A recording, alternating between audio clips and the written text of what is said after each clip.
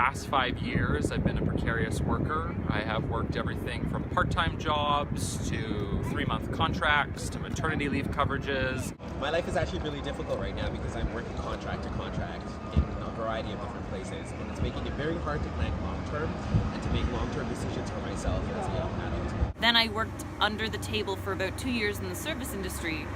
I had experiences going on and off EI. Thinking about all those times and trying to pay off my student loans, there wasn't really an opportunity to send anything more than an interest payment. Out of my graduating master's class, a lot of us are struggling to find work and having to move long distances, and many people in my generation are struggling to make ends meet on minimum wage jobs, and that's why I'm particularly passionate about the Fight for 15. Not only does it hold employers accountable for paying their employees an actual fair wage, but it does build worker confidence. Something that I've come across a lot of times is I only get job interviews for work that is precarious. I think it has a lot to do with my age, unfortunately. Just coming out of university, there's a lot of ageism and thinking that youth are still very lazy and that we are asking for more than we deserve. By the time I am done my master's degree, I will have done 1,150 hours of unpaid placements. It's really hard to start your career and get into things when you're already in mass amounts of debt. How are we ever supposed to start a family? How are we supposed to own property and get a vehicle if we already have all of these things over our heads? I'm a member of Unite Here Local 75 working at the Rogers Center, which means I'm one of 2,000 food service workers going into negotiations this year trying to make our precarious jobs into living wage jobs.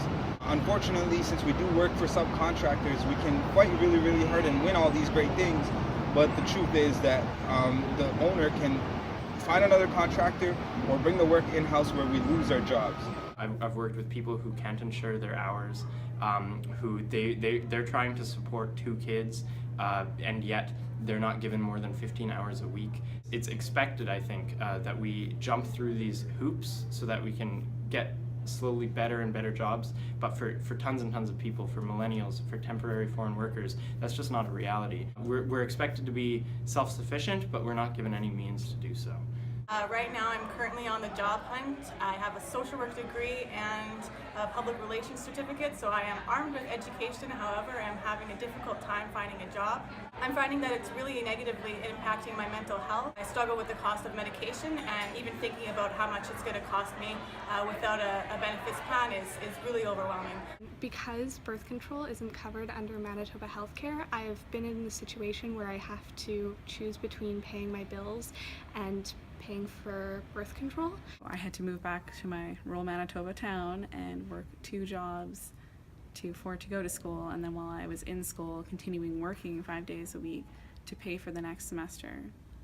It was a difficult time because as a student with disabilities I am qualified to get other grants to pay for equipment, like having my textbooks digitalized. I'm not qualified for any of those grants because I wasn't qualified for the loans. I'm lucky enough to grown up a farm at a family farm and hopefully can continue that. But I see a need for others to be able, if they're passionate, to be able to farm. I'm very concerned about the future and the jobs we have in this nation, and to make sure we keep those jobs in Canada and that they can be living wages in those jobs. My family's farm went over just outside of the city near Bigger, Saskatchewan. And my mother, a university prof, had a very stable job, but it couldn't support a family of 4. So my dad and my mom moved into the city here. Seeing my dad go from a farmer, which was a secure job when he started it back when he was 20, but by the time I was born it wasn't a secure job, to coming into the city and being a truck driver. It creates a sense of hopelessness among my generation, the millennials. If my parents can't even get secure jobs, how am I supposed to get a secure job? Students graduate from Nova Scotia universities with an average of $39,000 of debt. The opportunities that are on offer right now in terms of jobs are not really all that much better than before I entered university.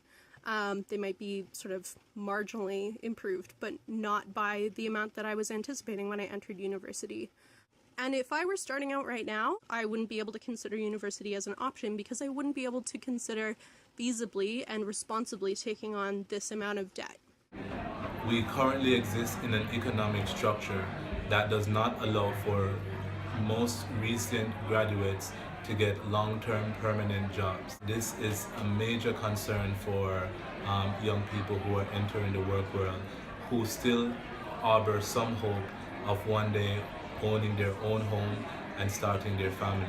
And as a recent father of a young Canadian, I am very worried for what the future would be if we are not able to re-envision our economy. Our current system isn't working for working people. If our business structures are set up to exploit people and make people work in poverty, then it's not a system that's working for people. So that needs to change. I think some of the biggest changes that can be made is federal leadership expanding employment insurance to cover precarious workers and ensure that they have the same type of security that traditional employees do. We need higher minimum wages. We need more job security. We need more standards in our employment options. What we need is a government who will fight for us to ensure that contract work doesn't become the norm, that instead we have long-term, sustainable, good quality jobs. We need the federal government to step in and ban contract flipping, because contract flipping creates precarious jobs and hurts young people. I hope we can make a difference in agriculture. We need to start funding universities so that they don't put all of the burden onto students in the form of tuition fees. I would benefit from having more grant support with students with disabilities, like myself. If something needs to be changed, I'd say there should be at least a universal plan in place for health workers, especially for those who are foreign nurses. Something that needs to change in the future needs to be a national pharmacare program. We need a national pharmacare so that I don't have to choose between bills and not getting pregnant. There needs to be elected representatives who listen to young people, younger representatives who are more in touch with the needs of millennials and other people in my generation. I think we need some national leadership on this front. We need deeds and not just words. We're facing an environmental crisis and an economic crisis, and that's no coincidence. So I think we need a radical platform that gets us going on the right foot, in the right direction, with the green economy and jobs and prosperity for all, not just some.